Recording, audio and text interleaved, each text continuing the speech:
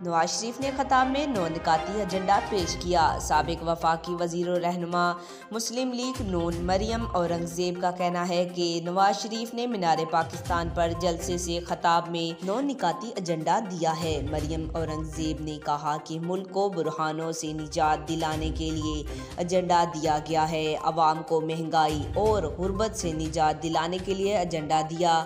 सरकारी और इंतज़ामी अखराजात में कमी एजेंडा में शामिल है। उन्होंने बताया कि एजेंडे में आमदनी मासूलात में इजाफा, टैक्स निज़ाम में बुनियादी इस्लाहात, बरामदात में इजाफे के लिए हंगामी नौयत के इक़दामात और इंफॉर्मेशन टेक्नोलॉजी में इनकलाब शामिल है। साबिक वफाकी वज़ीर ने बताया कि बिजली और गैस की कीमतें कम करना एजेंडे में शामिल है।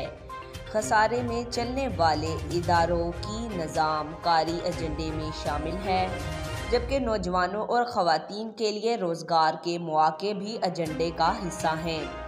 मरियम औरंगज़ेब के मुताबिक ज़राअत में जदीद टेक्नोलॉजी के ज़रिए इनकलाब और निज़ाम अदल और इंसाफ में इस्लाहात एजेंडे में शामिल है। मज़ीद ऐसी मालूमाती वीडियो देखने के लिए हमारे चैनल को सब्सक्राइब करें।